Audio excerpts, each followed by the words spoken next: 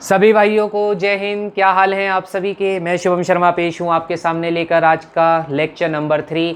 और I hope आपने सभी ने लेक्चर 1 और लेक्चर 2 को जरूर देख लिया होगा। मेरे भाई अगर नहीं देखा है तो दोबारा जाकर देखो, क्योंकि आपके पास यही मौका है, फिर इसके बाद कोई मौका नहीं होगा। ठीक है, तो इसलिए अपने मौक़ों को गवाओ मत। और जो भी मैं क्लासेस डाल रहा हूँ रेगुलर उन सभी क्लासेस को देखते रहो। और अगर कोई भी डाउट आपका आता है, मैं ना जाने कितनी बार अपने सेशन में कह चुका हूं कि अगर आपको फिर भी कोई डाउट आता है तो आप हमारे टेलीग्राम चैनल को ज्वाइन कर लीजिए, जिसका लिंक मैंने डिस्क्रिप्शन बॉक्स में दे रखा। मेरे भाई कुछ नहीं लगता ज्वाइन करने का, ठीक है। तो टेलीग्राम चैनल पर जाइए, ज्वाइन हो जाइए, ठीक है। और पढ़ा रहने दीजिए, अगर डाउट है तो पूछ लेना, नहीं तो आप उसमें ज्वाइन रहिए, आपका क्या जा रहा है, ठीक है ना। उसमें जितनी भी आपको इन्फॉर्मेशन होंगी, कब क्लासेज हो रही हैं कब नहीं हो रही हैं, वो सारी इन्फॉर्मेशन आपको टेलीग्राम चैनल पर मिलेगी। तो क्यों आप करते हैं देरी, है ना। तो जाइए टेलीग्राम चैनल को ज्वाइन कीजिए, लिंक आपका डिस्क्रिप्शन बॉक्स में है। कोई भी डाउट, किसी भी प्रकार का अगर डाउट आता है तो आप वहाँ पर फील फ्री टू आस्क, आराम से पूछिए बिना किसी दिक्कत के, ठीक है। आपको 101% विद इन 2 आवर आपको उसका रिप्लाई मिल जाएगा। अब ये मत कर लेना कि तुम रात के 2 बजे या 3 बजे डाउट पूछ रहे हो, ठीक है, क्योंकि मेरे सपनों में तो अब आएगा नहीं भी कि मुझे रिप्लाई देना है। हाँ, लेकिन आप 10 बजे के पहले जितने डाउट पूछेंगे, रात के 10 बजे से पहले, अब वो आपको सारे डाउट विद इन 2 आवर्स आपको उसका रिप्लाई मिल जाएगा, ठीक है। तो इसलिए आप सभी से फिर दोबारा से मैं कह रहा हूँ, ये मेरी रिक्वेस्ट भी है और ये आपके लिए एक सजेशन भी है कि आप हर क्लास को रेगुलर ज़रूर देखिएगा। मैं फिर दोबारा से टाइम टेबल आपको बता देता हूँ कि रात के 10 बजे आपकी मैथ की क्लास आया करेगी और सुबह के 8 बजे आपकी साइंस की क्लास आया करेगी। तो आज का ये सेशन 10 बजे अपलोड होगा, ठीक है। और उसके बाद जितने भी सेशंस इसके बाद मैथ के आएंगे वो सब रात के 10 बजे अपलोड हुआ करेंगे। और साइंस के जितने भी सेशन, आपके कल से साइंस की क्लास भी आने लगेगी, तो वो आपकी जो साइंस की क्लास होगी वो एवरी मंडे टू सैटरडे जो है वो सुबह 8 बजे आया करेगी, ठीक है बच्चों। चलो आइए स्टार्ट करते हैं। देखिए, अपनी पिछली 2 क्लासों में हमने बेसिक्स को जाना था, कंसेप्ट्स को जाना था। मैंने आपको एक फॉर्मूला भी बताया था, गोल्डन रूल, पाकिस्तान भूखा प्यासा, हिंदुस्तान हरा भरा। उससे मैंने आपको क्वेश्चन भी करवाए थे। अगर आपने नहीं देखा है तो आपको अभी आई ऑप्शन पर देखो, लिंक आ रहा होगा प्लेलिस्ट का, सोचो मत, क्लिक करो, दोनों क्लास को देखो, ठीक है। और फिर इस तीसरी क्लास को देखो, आपको सारी कहानी समझ आ जाएगी। तो आइए, आज हमारा जो तीसरी क्लास है, उस तीसरी क्लास में आज हम देखेंगे ट्रिग्नोमेट्रिक रेशियोज के एंगल्स को।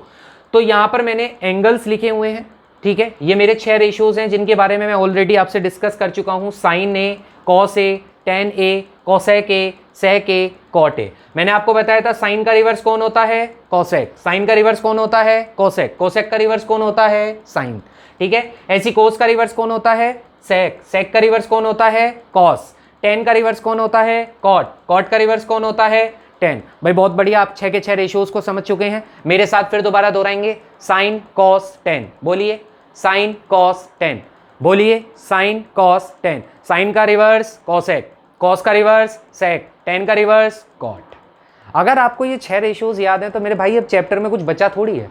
अब तो चैप्टर आपके लिए आसान हो गया, क्योंकि मेन चीज़ क्या है कि आपको बेसिक्स या कंसेप्ट से क्लियर होना चाहिए, ठीक है। उसके बाद तो आइडेंटिटीज़ तो आपको जब भी अपने आप याद होने लगेंगी जब आप उस पर क्वेश्चंस करने लगेंगे। देखो, मैथ कभी भी रटने का सब्जेक्ट नहीं है, मैथ सिर्फ और सिर्फ प्रैक्टिस का सब्जेक्ट है।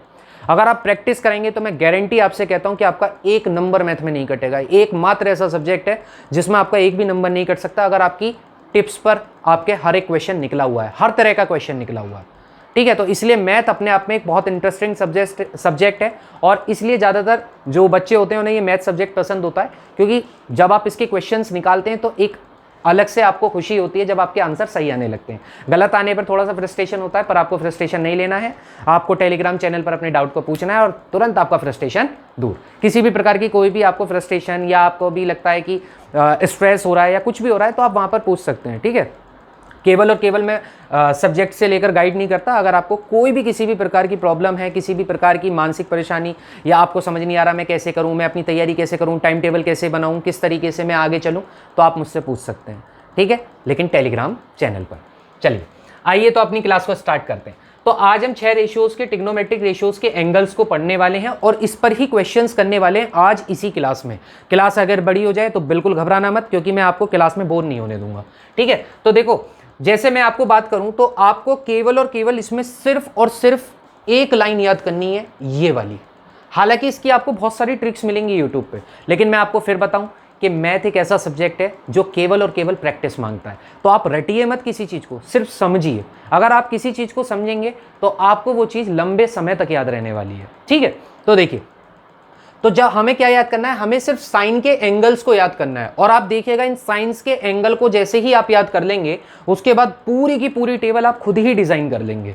ठीक है, तो साइन के एंगल को याद करने से पहले मैं आपको 3 चीजें और बता देता हूं। अब वो 3 चीजें क्या है, देखो मैंने यहां पर लिखी हुई है। मैं पहले से क्यों लिखा हुआ हूं, जिससे आपका समय बचेगा। ठीक है, क्योंकि मैं हैंड टू हैंड भी बना सकता था, पर समय बचाने के लिए मैंने ये यहां पर लिखी है। क्वेश्चंस में आपको हैंड टू हैंड करवाऊंगा।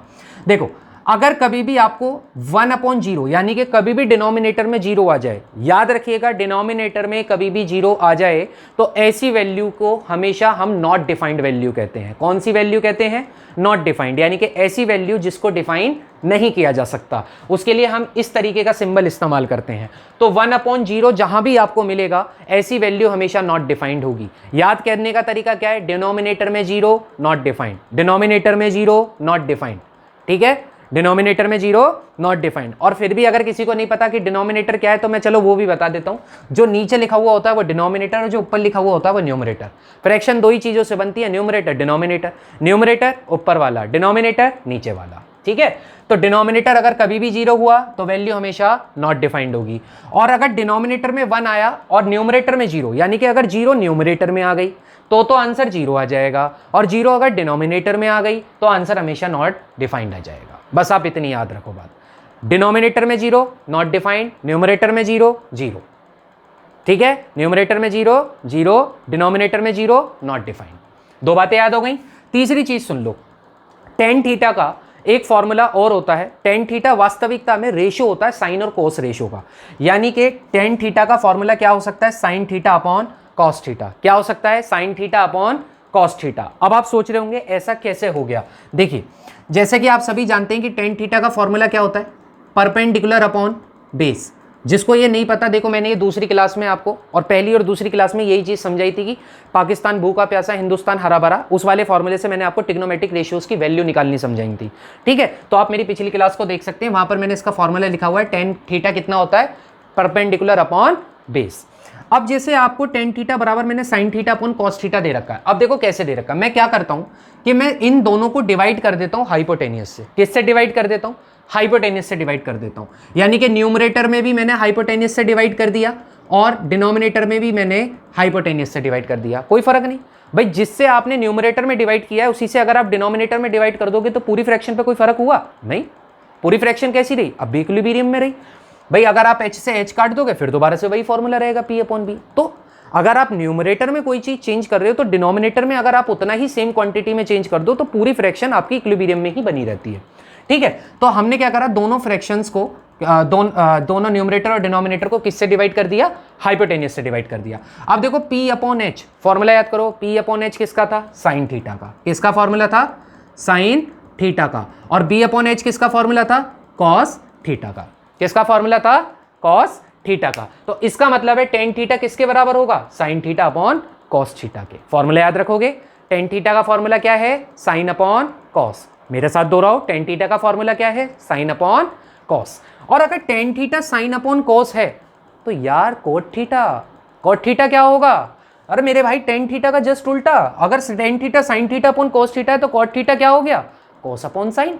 क्या हो गया, cos theta upon sine theta. क्या हो गया, cos theta upon sine theta. अब आइए जल्दी से टेबल पर और अब देखिए टेबल कैसे फटाक से खत्म करते हैं। साइन थीटा में सिर्फ आपको पहली वाली लाइन याद करनी है, 0 1/2 1/√2 √3/2 1। अब कैसे याद करोगे, देखो 5 वैल्यूज याद करनी है, सिर्फ आपसे 5 वैल्यूज याद करने को करो। रटवा भी सकता था, ट्रिक भी बता सकता था, लेकिन नहीं बताऊंगा। मैंने आपसे बोला ट्रिक से मैं मैथ नहीं करवाता। मेरा सीधा सा लॉजिक क्या है कि आपको बेसिक तैयार होना चाहिए, क्योंकि आप एक बार को ट्रिक भूल सकते हैं लेकिन अगर आपने बेसिक से कोई चीज़ करी है तो वो जीवन में नहीं भूल सकते। ठीक है, तो ट्रिक तो कुछ समय के लिए आपके दिमाग में रहेगी बस, इसलिए ट्रिक से नहीं, हम इसको याद करेंगे। कैसे हम याद करेंगे, साइन थीटा की शुरू की 5 वैल्यू, 0 1/2 1/√2 √3/2 1। मेरे साथ दोहराओ, 0 1/2 1/√2 √3/2 और 1। फिर दोबारा से दोहराइए, 0 1/2 1/√2 √3/2 और 1। देखिए याद हो गया आपको। तो साइन थीटा की शुरू की लाइन क्या है, 0, 1/2, 1/√2, √3/2 और 1। अब वैल्यूज याद कैसे करनी है, देखो आप दो वैल्यूज को याद कर लो, इन दो वैल्यूज को याद कर लो, sine 0 0, sine 0 0, sine 0 0, sine 90 1, sine 90 1। मैं इतनी बार रिपीट इसलिए कर रहा हूं कि माइंड में आपकी वैल्यूज ऑटोमेटिकली स्ट्रक कर जाएंगी। साइन 0 0, साइन 91, साइन 0 0, साइन 91, खत्म। अब तीन वैल्यूज बची, तो साइन 45 को याद कर लो 1/√2, साइन 45 को याद कर लो 1/√2। क्यों, क्योंकि साइन 45 और कॉस 45 बिल्कुल सेम वैल्यूज पर है, ठीक है। तो साइन 45 की वैल्यू याद कर लो 1/√2। अब बची दो वैल्यू, साइन 30 1/2 और 30 का जस्ट डबल, 30 का जस्ट डबल यानी कि 10 साइन 60, साइन 60 क्या हो जाएगा √3/2, क्या हो जाएगा √3/2, ठीक है। बाकी आप जैसे याद करना चाहें वैसे याद कीजिए, क्योंकि मुझे तो आपसे सिर्फ क्या चाहिए कि आपको क्वेश्चंस करने आने चाहिए। याद करने का तरीका आपका खुद का भी हो सकता है, जरूरी नहीं है इसी तरीके से याद करना है, ठीक है। मैंने जैसे याद कर रखी है मैं तो आपको वैसे बताता हूँ, और आज तक मुझे ये पूरी की पूरी वैल्यूज याद है, ठीक है। देखो साइन की वैल्यू फिर दोबारा से दोहराते हैं, 0, 1/2, 1/√2, √3/2, 1, ठीक है। अब जैसे ही साइन की वैल्यूज आपको याद हो गई, अब जैसे ही आप कोस की वैल्यू लिखेंगे तो साइन की वैल्यूज को उल्टा करके लिखना है, यानी कि पीछे से लिखना है। देखो साइन की वैल्यू क्या है, 0, 1/2, 1/√2, √3/2 और 1। अब जब कोस की लिखोगे तो यहां से वैल्यूज को उल्टा करते चलना। देखो लास्ट वाली वैल्यू को पहले लिखो, 1 को पहले लिख दिया, फिर √3/2 को पहले लिख दिया, फिर 1/√2, फिर 1/2, फिर 0। यानी कि साइन की वैल्यू को रिवर्स ऑर्डर में अगर आप लिख दोगे, यानी कि पीछे से आगे की तरफ अगर लिख दोगे तो वो कोस की वैल्यूज हो जाएंगी, ठीक है। मैं फिर दोबारा से समझाता हूं, साइन की वैल्यू क्या है, 0, 1/2, 1/√2, √3/2, 1। अब यहां से उल्टा करना चालू कर दो तो कॉस की वैल्यू 1, √3/2, 1/√2, 1/2 और 0। यानी कि साइन की वैल्यू से कॉस की वैल्यू बन गई, साइन की वैल्यू से कॉस की वैल्यू बन गई। साइन और कॉस पता चल गया, साइन और कोस पता चल गया। साइन का उल्टा कोसेक, कोस का उल्टा सेक। अब कोसेक और सेक देखो, साइन का उल्टा क्या है, साइन का उल्टा है कोसेक। भाई अगर 0 है, 0 का उल्टा, अब आपको पता है हम जब रिवर्स की बात करते हैं, जब हम रिवर्स की बात करते हैं दैट मीन्स हम 1 से डिवाइड कर रहे होते हैं उस चीज को। तो अगर आप 1 से डिवाइड करोगे 0 को, अगर आप 0 का उल्टा करना चाहते हो तो उल्टे का मतलब क्या होता है, रिवर्स का मतलब होता है कि 1 के डिनोमिनेटर में रखनी है चीज को। तो अगर 0 का उल्टा करोगे तो 1 के नीचे 0 आएगी, और मैंने अभी आपको बताया जब डिनोमिनेटर में 0 आती है तो क्या हो जाता है, नॉट डिफाइंड।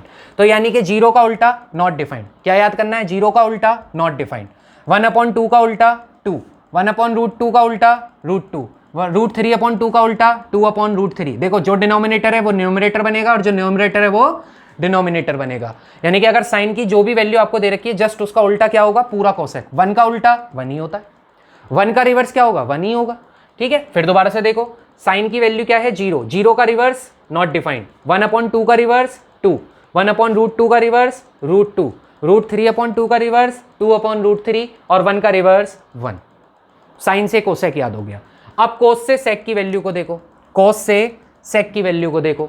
भाई कोस 1 है, कोस का 0 डिग्री कितना है 1, तो 1 का उल्टा 1, √3/2 का उल्टा 2/√3, 1/√2 का उल्टा √2, 1/2 का उल्टा 2 और 0 का उल्टा अभी आपको बताया था 0 का उल्टा क्या होता है, नॉट डिफाइंड। 0 का उल्टा क्या होता है, नॉट डिफाइंड। 4 रेशियोज याद करवा दिए एक ही लाइन से, यानी कि 5 अगर आपने वैल्यूज याद कर ली तो उसी से आपने 4 रेशियोज कवर कर लिए, 0, 1/2, 1/√2, √3/2, 1।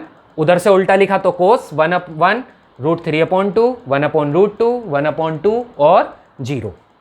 साइन किसका रिवर्स है, कोसेक का। 0 का उल्टा नॉट डिफाइंड, 1/2 का रिवर्स 2, 1/√2 का रिवर्स √2, √3/2 का रिवर्स 2/√3 और 1 का रिवर्स 1। ऐसी कोस का रिवर्स सेक होगा, 1 का उल्टा 1, 0 का उल्टा नॉट डिफाइंड, √3/2 का उल्टा 2/√3, 1/√2 का उल्टा √2, 1/2 का उल्टा 2। हो गए 4 रेशियोज तैयार।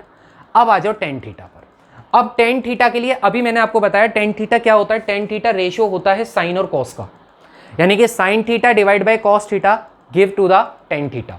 तो यानी कि अगर मुझे टेन निकालना है तो मुझे दोनों को डिवाइड करना होगा। क्या करना होगा, दोनों को डिवाइड। अब जब बताओ 0/1, 0/1 डिवाइड करना है साइन अपॉन कॉस, कैसे करना है, ऐसे करना है sign theta upon cos theta. अब देखो यहाँ पर साइन कितना है 0, यहाँ पर कोस कितना है 1, तो 0/1, अभी मैंने बताया 0/1 की वैल्यू क्या होती है 0, तो देखो 10 क्या आ गया 0 आ गया। इनको डिवाइड करो, तो आप कैसे डिवाइड करोगे, आप कहोगे जगह कहाँ पर है, हम यहाँ पर जगह लिख लेते हैं। देखो भाई देखो साइन की वैल्यू कितनी है 1/2, और इसको आपने डिवाइड किससे करना है √3/2, किससे करना है √3/2। जब कभी भी फ्रैक्शन में एक फ्रैक्शन न्यूमरेटर में बन जाए, एक फ्रैक्शन डिनोमिनेटर में बन जाए, मेरी बात को सुनते रहना, अगर एक फ्रैक्शन न्यूमरेटर में बनी हुई है और एक फ्रैक्शन डिनोमिनेटर में बनी हुई है और दोनों का डिनोमिनेटर सेम है, देखो यहां पर भी डिनोमिनेटर 2 है, यहां पर भी डिनोमिनेटर 2 है, तो हमेशा डिनोमिनेटर से डिनोमिनेटर कट हो जाता है। आप गलती क्या करते हैं, आप डिनोमिनेटर से न्यूमरेटर कट करते हो, न्यूमरेटर कट नहीं करना, डिनोमिनेटर से डिनोमिनेटर ही कट होगा और न्यूमरेटर से न्यूमरेटर ही कट होगा, ठीक है। अगर एक फ्रैक्शन ऊपर बन रही है और एक फ्रैक्शन नीचे बन रही है, 2 से 2 को काट दिया, क्या बचा, ऊपर 1 बचा रह गया और नीचे √3 बचा रह गया, तो देखिए 1/√3 आ गया, कितना आ गया 1/√3। भाई 1/√2 को 1/√2 से ही डिवाइड करो, यानी कि तो दोनों सेम है, और जब सेम नंबर्स की डिवाइड करोगे तो आंसर ऑलवेज क्या आता है 1, क्या आएगा 1। नहीं तो आप देख सकते हैं यहाँ पर भाई 1/√2 डिवाइड बाई 1/√2, ये तो बिल्कुल सेम है, देखो न्यूमरेटर से न्यूमरेटर कट गया, डिनोमिनेटर से डिनोमिनेटर कट गया, आंसर क्या बचा 1, क्या बचा 1, तो ये हो गया आपका 1। इसके बाद √3/2 और 1/2 को डिवाइड करोगे, देखो 2 से 2 कट जाएगा, केवल न्यूमरेटर में √3 बचेगा, तो √3 आ गया। 1 का 1/0, जब आपको पता है जब आप 1 से 0 को डिवाइड करोगे, यानी कि 1/0 क्या लिखवा रखा है मैंने, क्या लिखवा रखा है नॉट डिफाइंड, तो इसका मतलब है ये क्या हो जाएगा नॉट डिफाइंड, क्या हो जाएगा नॉट डिफाइंड। कभी भी डिनोमिनेटर में 0 आ गई तो नॉट डिफाइंड। जैसे ही 10 की वैल्यू आपको पता चली, अब 10 की वैल्यू से आपको क्वाड की वैल्यू पता चल जाएंगी, कैसे, 0 का उल्टा नॉट डिफाइंड, 0 का उल्टा नॉट डिफाइंड, 1/√3 का उल्टा √3, 1 का उल्टा 1, √3 का उल्टा 1/√3 और नॉट डिफाइंड का उल्टा। ये आपको समझना है, नॉट डिफाइंड हम किसको बोल रहे हैं 1/0 को, किसको बोल रहे हैं 1/0 को हम नॉट डिफाइंड बोल रहे हैं, यानी कि यहाँ पर नॉट डिफाइंड का मतलब है 1/0। अगर आप इसका उल्टा करोगे तो 1/0 का उल्टा क्या होगा, जल्दी से बताओ, 1/0 का उल्टा हो जाएगा 0/1, क्या हो जाएगा 0/1। उल्टे का मतलब क्या हो गया, जो डिनोमिनेटर था वो न्यूमरेटर बनेगा और जो न्यूमरेटर था वो डिनोमिनेटर बनेगा। देखो 1/0 का उल्टा कैसे होगा 0/1, क्योंकि 0 यहाँ डिनोमिनेटर में और उल्टा करके न्यूमरेटर में आ जाएगी, और आपको पता है जैसे ही 0 न्यूमरेटर में आ जाती है तो आंसर क्या होता है 0, तो नॉट डिफाइंड का उल्टा क्या बनेगा 0, नॉट डिफाइंड का उल्टा क्या बनेगा 0, और 0 का उल्टा क्या बनेगा नॉट डिफाइंड, 0 का उल्टा क्या बनेगा नॉट डिफाइंड, नॉट डिफाइंड का उल्टा क्या बनेगा 0, याद रहेगी, 0 का उल्टा नॉट डिफाइंड, नॉट डिफाइंड का उल्टा 0, 0 का उल्टा नॉट डिफाइंड, नॉट डिफाइंड का उल्टा 0। आगे बात समझ, आप लिख भी सकते हो कि जहां पर आप कह रहे हो कि 0, ठीक है, तो 0 का उल्टा क्या होगा नॉट डिफाइंड, और नॉट डिफाइंड का उल्टा क्या होगा 0, 0 का उल्टा नॉट डिफाइंड और नॉट डिफाइंड का उल्टा 0। तो आई होप आपको ये पूरी टेबल वैल्यू बनानी आ गई होंगी। मैं फिर दोबारा से आपको एक बार रिवाइज करवा देता हूँ।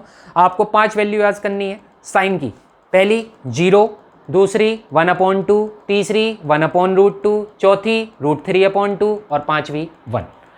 तो 0, 1/2, 1/√2, √3/2 और 1। अब इसे पीछे से लिख दोगे तो वो कॉस की वैल्यू हो जाएगी, देखो उल्टा लिखो 1, √3/2, 1/√2, 1/2 और 0, दोनों को डिवाइड कर दो तो 10 की वैल्यू आ जाएगी। और जैसे ही तीनों रेशो आ गए, साइन का उल्टा कोसेक देगा, कोस का उल्टा सेक देगा और 10 का उल्टा कॉट देगा। बात क्या याद रखनी है, 0 का उल्टा नॉट डिफाइंड होगा और नॉट डिफाइंड का उल्टा 0 होगा, ठीक है। जल्दी से स्क्रीनशॉट ले लीजिए और अब आपको मैं इस पर क्वेश्चंस करवाता हूं। आज का पहला सवाल, जिस टॉपिक पर हमने अभी बात करी थी उसी टॉपिक पर आपके सामने पहला सवाल लिखा हुआ है, sin 60 into cos 30 plus sin 60 into cos 60।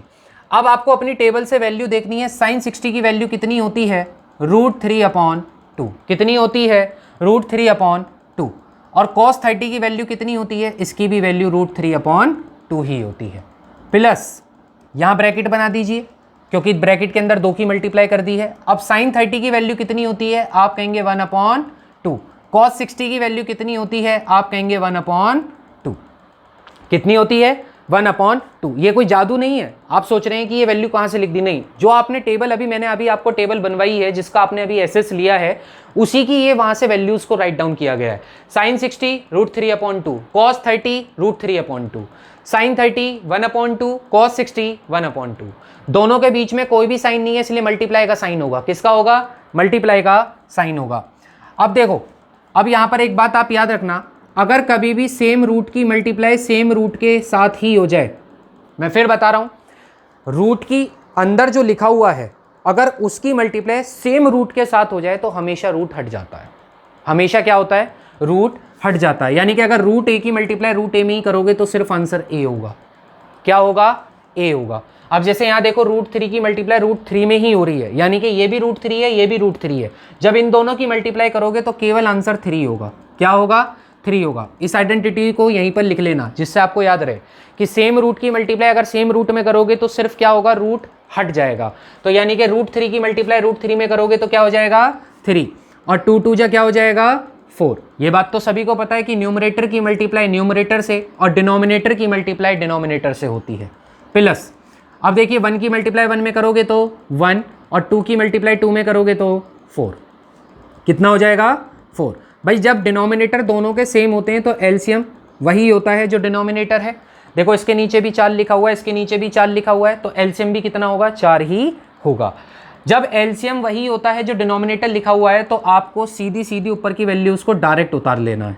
3 + 1, 3 + 1 कितना हो जाएगा? 4, और डिनोमिनेटर कितना है? 4। 4 से 4 को काट दीजिए, आंसर कितना आ जाएगा? 1। आंसर कितना आ जाएगा? 1। आसान था ना? आसान था ना? तो ऐसे ही क्वेश्चंस को आपको करना है। सिर्फ आपको किस पर अपने वर्क करना है? आपको वर्क करना है अपनी कैलकुलेशंस पर। और कैलकुलेशंस कैसे अच्छी होती हैं कि आपको प्रैक्टिस करनी है ज़्यादा से ज़्यादा क्वेश्चंस की। मल्टीप्लाई की प्रैक्टिस कीजिए, डिवाइड की प्रैक्टिस कीजिए, एडिशन की कीजिए, सब्सट्रैक्शन की कीजिए। डेली 10-10, 5-5 सवाल लगाइए, आपकी कैलकुलेशन अच्छी होती चली जाएगी। तो देखिए, अब हमारे सामने हमारा दूसरा सवाल। आई होप आपको पहला सवाल बिल्कुल अच्छे से समझ आ गया होगा। अब दूसरे सवाल को देखते हैं। हमारे सामने क्वेश्चन लिखा हुआ है 2tan square 45 degree plus cos square 30 degree minus sin square 60 degree. मैंने आपसे क्या कहा कि आपको टेबल अपनी टिप्स पर याद हो जानी चाहिए। अगर नहीं है तो आप क्वेश्चन की प्रैक्टिस मेरे साथ करते रहिए। कुछ वैल्यूज़ तो मैं आपको यहीं याद करवा दूंगा, ठीक है। जैसे भाई हमें पता है 2 मल्टीप्लाई tan स्क्वायर 45। जल्दी से बताओ अपनी टेबल में देख के tan 45 की क्या वैल्यू है? बिल्कुल, कितनी है? 1। और 1 का क्या करना है? स्क्वायर, क्योंकि देखो tan 45 की वैल्यू का स्क्वायर है। प्लस cos 30 की वैल्यू क्या होती है?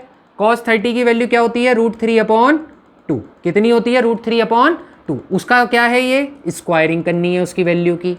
माइनस sin 60 की वैल्यू कितनी होती है? आप कहेंगे sin 60 की वैल्यू होती है 1/2, और उस वैल्यू 1/2 नहीं, कितनी होती है? √3/2, और उस वैल्यू को आपको क्या कर देना है?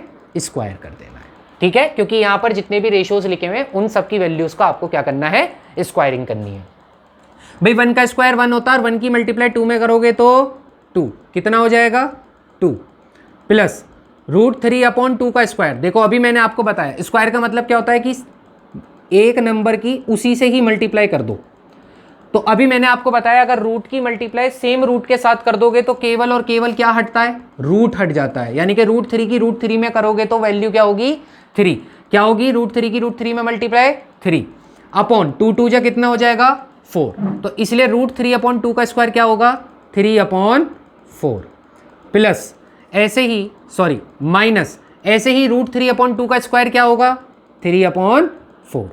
अब आप देखिए, एक वैल्यू जो प्लस में है वही सेम वैल्यू माइनस में भी है। यानी कि अगर कोई वैल्यू प्लस में है और वही वैल्यू माइनस में भी है तो हमेशा ये दोनों कटकर क्या हो जाते हैं? 0। क्या हो जाते हैं? 0, ठीक है। तो आप देखिए, प्लस का 3/4, माइनस का 3/4, प्लस के 3/4 से माइनस का 3/4 गया कट, तो केवल क्या बचेगा? 2, एंड आंसर इज 2। कितना हो जाएगा आंसर? 2। तो देखिए कितना आसान आपका ये क्वेश्चन हो गया। तो आपको टेबल की अगर वैल्यूज याद हैं तो ऐसे क्वेश्चंस को करने में आपको 101% कोई भी दिक्कत नहीं आने वाली, ठीक है। जल्दी से इस क्वेश्चन का स्क्रीनशॉट लीजिए, अगला क्वेश्चन करवाते हैं। अब देखिए आपके सामने अगला क्वेश्चन मैंने लिख दिया है, ठीक है। ये थोड़ा सा पिछले दो क्वेश्चन से थोड़ा सा इसका लेवल हमने इंक्रीज किया है।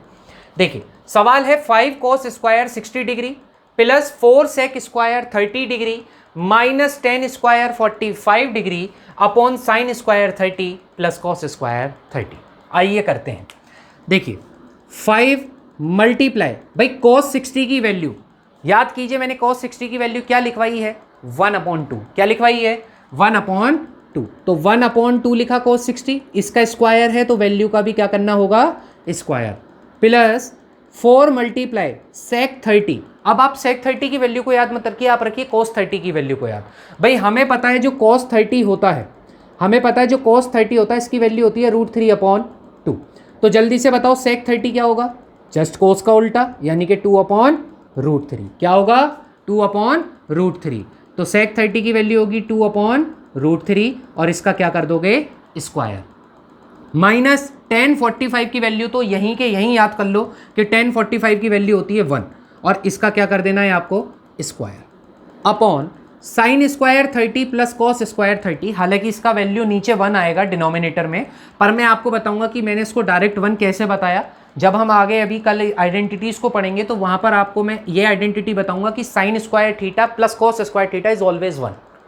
ठीक है, अगर साइन स्क्वायर के साथ जो एंगल आ रहा है, अगर प्लस में कॉस स्क्वायर के साथ भी वही एंगल आ जाता तो उसकी वैल्यू 1 होती है। This is the identity. ठीक है, पर हम यहाँ पर इसको वैल्यूज को ओपन कर लेते हैं। साइन 30 की वैल्यू कितनी होती है 1/2, इसका क्या कर दिया आपने स्क्वायर, प्लस कॉस 30 की वैल्यू क्या होती है √3/2 और इसका कर दिया आपने स्क्वायर। अब आप इसको सॉल्व कीजिए, देखो 5, 1 का स्क्वायर 1 हो गया और नीचे 2 का स्क्वायर कितना हो गया 4 हो गया, तो 5/4 हो गया, प्लस 4 मल्टीप्लाई 2 का स्क्वायर 4 और √3 का स्क्वायर। अब याद रख लो रूट का अगर स्क्वायर कर रहे हो तो सिर्फ रूट हटा के नंबर लिख दो। √3 का स्क्वायर क्या होगा 3, माइनस 1 का स्क्वायर 1 होगा, अपॉन 1/2 का स्क्वायर कितना होगा आप कहेंगे 1/4 प्लस √3/2 का स्क्वायर, √3 का स्क्वायर 3 और 2 का स्क्वायर 4, यही होगा। ठीक है, अब देखो 5/4 प्लस 4 4 जा 16/3 माइनस 1 अपॉन, भाई नीचे देखो दो डिनोमिनेटर आपको दिख रहे हैं, डिनोमिनेटर दोनों के दोनों सेम है तो एलसीएम भी क्या होगा यही होगा। अभी बताया था आपको एलसीएम भी 4 ही होगा, और जब डिनोमिनेटर भी सेम है एलसीएम भी सेम है तो ऊपर वाले न्यूमरेटर बिल्कुल सेम एजिट के एजिट उतर जाते हैं। तो कितना हो जाएगा आप कहेंगे 5/4 प्लस 16/3 माइनस 1/3 प्लस 1 कितने हो गए 4/4 और 4 से 4 कट गया, यानी कि डिनोमिनेटर क्या हो गया 1 हो गया। क्या हो गया डिनोमिनेटर 1 हो गया। तो अब केवल और केवल न्यूमरेटर की फ्रैक्शंस को सॉल्व करना है, यानी कि 5/4 प्लस 16/3 और माइनस 1। अब आपको पता है जिसके नीचे कुछ नहीं दे रखा आप उसके नीचे 1 मान सकते हो। ठीक है, अब डिनोमिनेटर अलग अलग हैं तो अब आपको एलसीएम लेना पड़ेगा। 4 और 3 का जो एलसीएम होगा वो कितना होगा 12। कितना होगा 12। 4 और 3 का एलसीएम कितना होगा 12। अगर आपको नीचे जो नंबर दे रखे हैं डिनोमिनेटर में जो नंबर दे रखे हैं अगर उसमें आपको एक भी प्राइम मिल जाता है तो उसका जो एलसीएम होगा उस प्राइम नंबर के साथ मल्टीप्लाई करके होगा। देखो 4 प्राइम नहीं है लेकिन 3 प्राइम नंबर है तो 4 की मल्टीप्लाई सीधा 3 के साथ कर दो, आपका सीधा एलसीएम आ जाएगा 4 × 12। अब जितना एलसीएम आता है आपको क्या करना है, हर एक डिनोमिनेटर को एलसीएम से डिवाइड करना है, हर एक डिनोमिनेटर को एलसीएम से डिवाइड करना है और जो भी आंसर आएगा डिवाइड करके उसकी मल्टीप्लाई न्यूमरेटर में करनी है। 4 से 12 को डिवाइड करो, 4 से 12 को डिवाइड करो, 4 3 जा 12 यानी कि 3 बार आ गया, और 5 की 3 में मल्टीप्लाई करी तो 5 3 जा 15। कितना हो गया 5 3 जा 15। अब 3 की डिवाइड करो 12 से, तो 3 को 12 से डिवाइड करोगे तो 4 और 4 की 16 में करोगे तो 16 4 जा 64। मैंने ये आपसे पहली क्लास में कहा था कि आपको 20 तक के टेबल याद होनी चाहिए। अब 1 को किसी से भी डिवाइड कर लो वही आ जाता है जिससे डिवाइड कर रहे हो, तो 1 को 12 से डिवाइड करोगे 12 ही आएगा, और 12 की मल्टीप्लाई 1 में करोगे तो माइनस का 12। अब कितना हो गया जी 64 प्लस 15 ये हो गया 79 माइनस 12/12, और 79 में से 12 को माइनस करोगे तो answer is 67/12। This is your answer. I hope कि आपको ये क्वेश्चन भी समझ आ गया होगा। अगर नहीं आया तो आप इसको फिर दोबारा से इसका सॉल्यूशन बैक करके देख सकते हैं। ठीक है, और आपको अगर ये क्वेश्चन समझ आ गए हैं तो मैं आपको इसका एक होमवर्क शीट आपको टेलीग्राम पर डाल दूंगा। ठीक है, आप वहाँ से इसकी और ज़्यादा प्रैक्टिस करेंगे। अभी मैं कल भी आपको इसके कुछ एडवांस क्वेश्चंस करवाऊंगा। ठीक है, और उसके बाद आपको ये टॉपिक बिल्कुल क्लियर हो जाएगा। तो आई होप आपको आज की क्लास अच्छी लगी होगी। अगर क्लास अच्छी लगी है तो लाइक करना ना भूलें, शेयर करना ना भूलें और चैनल को कर दें सब्सक्राइब। मिलते हैं कल, तब तक के लिए जय हिंद, जय भारत, ध्यान रखें अपना।